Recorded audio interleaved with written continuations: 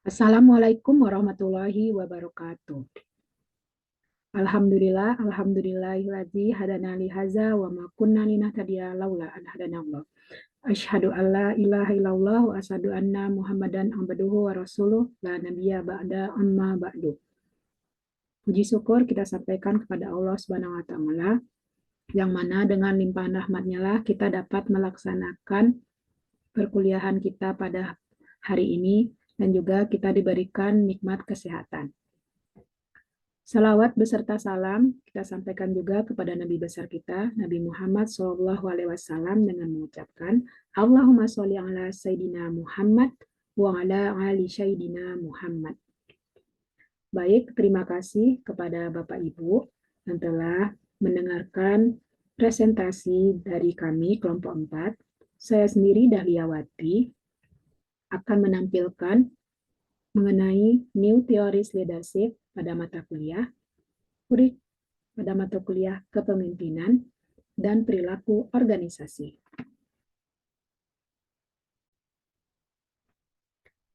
Pada materi New Theories Leadership ini, kami akan membahas yaitu mengenai pertama, kepemimpinan instruksional, yang kedua, kepemimpinan karismatik, yang ketiga, kepemimpinan transformative leadership.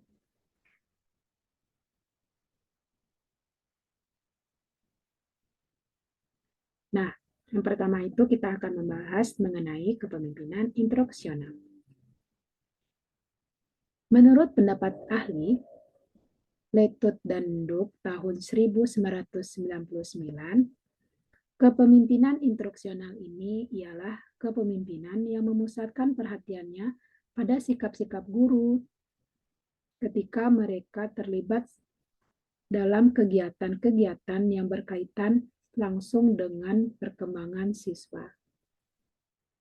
Selanjutnya, menurut Lahui Ako tahun 2001, kepemimpinan instruksional ini berkaitan dengan peran dan tugas kepala sekolah yang mencakup hal-hal seperti mengemban tugas penting dalam menyusun dan mengkomunikasikan tujuan-tujuan sekolah, menciptakan pengharapan-pengharapan dan standar-standar, mengkoordinir kurikulum, mengawasi dan mengevaluasi instruksi pengajaran, memperluas kesempatan siswa untuk belajar, dan meningkatkan profesionalisme para staf.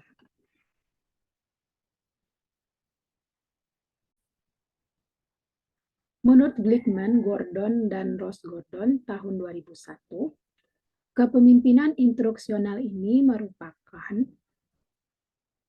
integrasi tugas-tugas asistensi langsung terhadap para guru, pengembangan kelompok, pengembangan staf, pengembangan kurikulum, dan penelitian.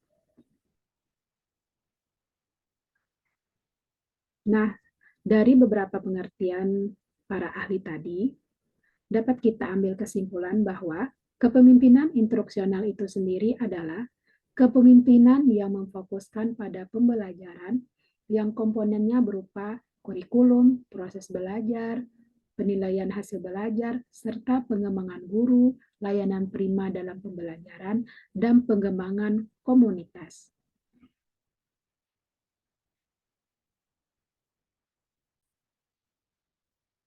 Selanjutnya, menurut Halinger dan Murphy, mengembangkan satu model kepemimpinan instruksional, yaitu dengan 3 dimensi. Pertama, mendefinisikan definisi sekolah dengan menyoroti peran sekolah, peran kepala sekolah. Yang kedua, mengelola program instruksional dengan cara mengkoordinasikan dan mengontrol kurikulum sekolah dan pembelajaran.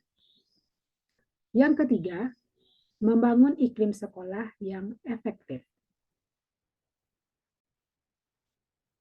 Selanjutnya, menurut MC Ewan tahun 2003, mengemukakan 7 hal yang harus dilakukan seorang kepala sekolah jika ingin menjadi pemimpin instruksional yang efektif, yaitu pertama, membangun, mengimplementasikan, dan mencapai standar akademik yang telah dirumuskan. Yang kedua, menjadi sumber instruksional bagi guru-guru. Yang ketiga, menciptakan budaya dan iklim sekolah yang kondusif. Di sini seorang kepala sekolah harus bisa menciptakan, harus bisa membangun bagaimana budaya dan iklim sekolah itu menjadi kondusif dan nyaman bagi para guru-guru yang berada di sekolah tersebut. Yang keempat, senantiasa mengkomunikasikan visi dan misi sekolah kepada khalayak. Yang kelima, menetapkan ekspektasi yang tinggi bagi diri sendiri maupun bagi guru. Keenam, membangun kepemimpinan bagi guru-gurunya. Yang ketujuh, mengembangkan dan memelihara hubungan yang relatif positif dengan murid, guru-guru, staf lainnya, komite sekolah, dan orang tua murid.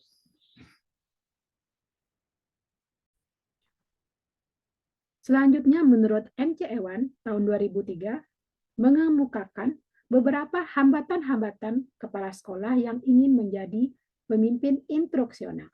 Yang pertama itu adalah kurang memiliki keterampilan dan kurang latihan. Nah, di sini seorang kepala sekolah itu harus bisa meningkatkan keterampilannya dan juga harus sering-sering latihan agar keterampilannya itu lebih meningkat lagi. Kedua, kurang kerjasamanya dari guru-guru. Ketiga, kurangnya waktu. Yang keempat, kurang dukungan dari komite, orang tua murid, pengawas, dan masyarakat. Yang kelima, tidak memiliki visi yang jelas, kemauan untuk bekerja keras, dan keberanian. Selanjutnya, kepemimpinan karismatik. Kepemimpinan karismatik dari House menurut Terry House ini tahun 1977 tentang kepemimpinan karismatik membedakan personality dengan karakteristik tingkah laku pemimpin yang karismatik dengan yang tidak karismatik.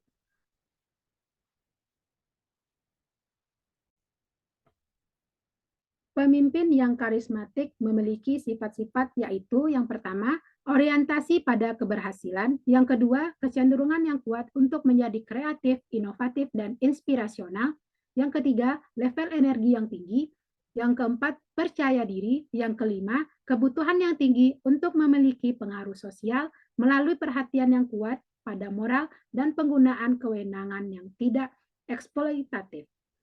Yang keenam, memiliki level yang tinggi untuk melibatkan diri dalam pekerjaan dan berani menanggung resiko. Yang ketujuh, cenderung untuk menjadi pengasuh, sensitif terhadap lingkungan sosial, dan memperhatikan para pengikutnya.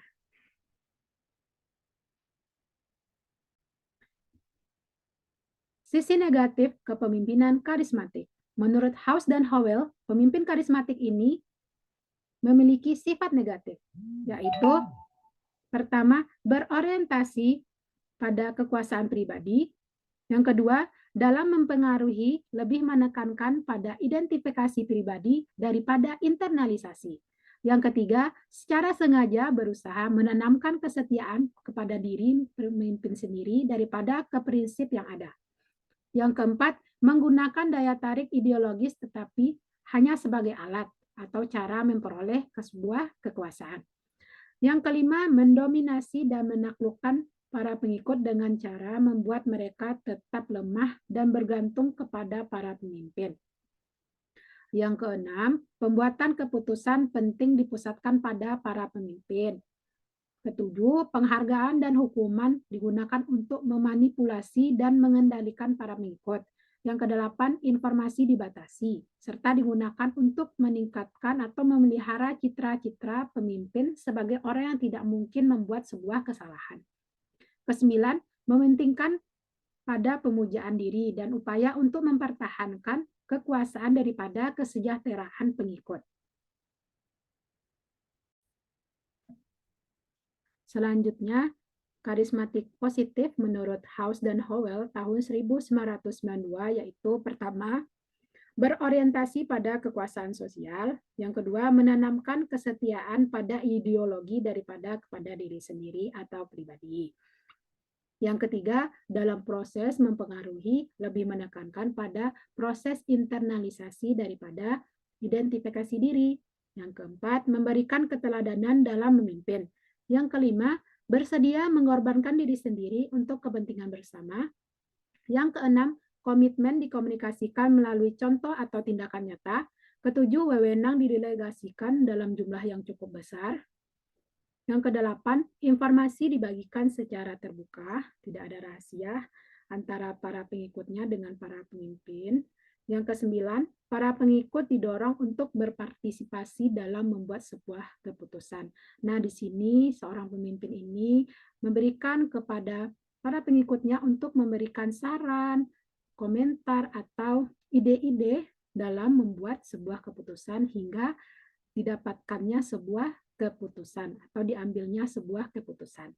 Yang ke-10, penghargaan diberikan untuk menguatkan perilaku yang konsistensi dengan misi dan tujuan organisasi. Nah, di sini seorang pemimpin juga memberikan penghargaan bagi para pengikutnya dengan menguatkan perilaku dan konsistensi dengan misi dan tujuan organisasinya.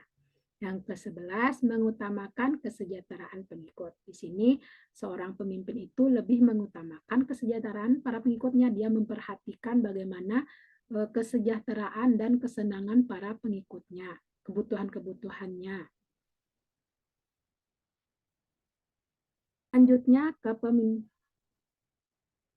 Selanjutnya, kepemimpinan transformasional.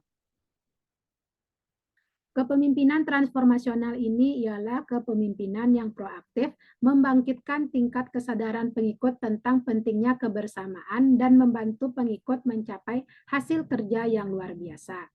Menurut Bass tahun 1997, kepemimpinan transformasional dengan kepemimpinan transaksional ini ialah pada kepemimpinan transformasional. Pemimpin mengubah dan memotivasi pengikut dengan cara yaitu pertama, membuat mereka menyadari pentingnya hasil tugas. Yang kedua, mempersuasi atau membujuk mereka untuk mengutamakan kepentingan tim atau organisasi dibandingkan dengan kepentingan pribadi. Yang ketiga, mengaktifkan kebutuhan mereka yang lebih tinggi. Teori kepemimpinan transformasional. Menurut Bass dan Ringo tahun 2006 ada 4. Yang pertama itu adalah idealist influence. Yang kedua, inspiration motivasi. Yang ketiga, intellectual stimulation. Yang keempat, individual consideration.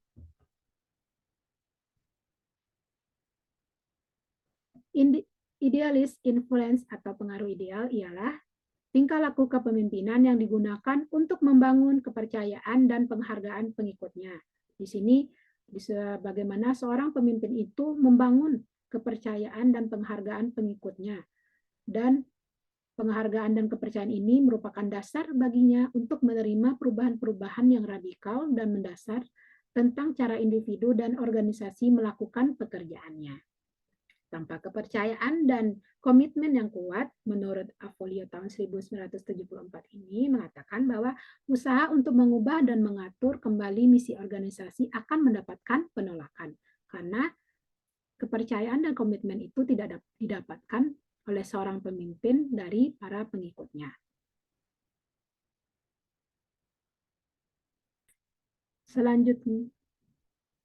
Selanjutnya, inspiration motivasi atau motivasi inspirasional. Yang artinya tingkah laku kepemimpinan yang digunakan untuk mengubah harapan-harapan anggota kelompok agar mereka yakin bahwa masalah organisasi bisa diselesaikan.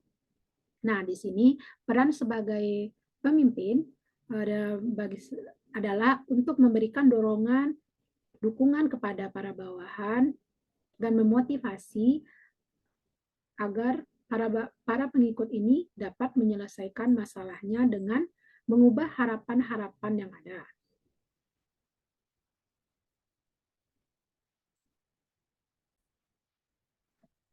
Selanjutnya, intellectual stimulation atau stimulasi intelektual.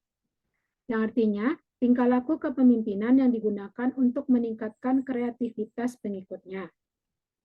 Di sini bagaimana seorang pemimpin meningkatkan kemampuan kreativitas dan inovatif yang ada pada diri para pengikutnya.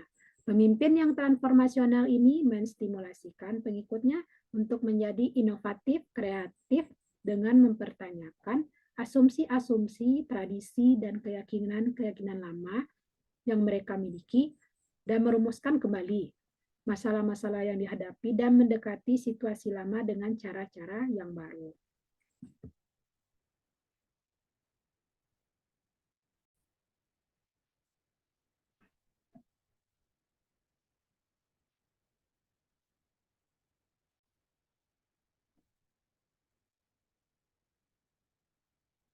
Selanjutnya, individualist consideration atau perhatian individual. Yang maksudnya adalah tingkah laku kepemimpinan yang memberikan perhatian khusus pada kebutuhan setiap individu agar mereka berhasil dan berkembang dengan baik. Nah, di sini seorang pemimpin itu harus memberikan perhatian terhadap kebutuhan-kebutuhan yang dibutuhkan para pengikutnya, yang berguna untuk mereka agar berkembang menjadi lebih baik lagi, karena kebutuhan mereka sudah dipenuhi oleh pemimpinnya. Baik, mungkin itu yang bisa ditampilkan oleh kelompok kami dari kelompok 4.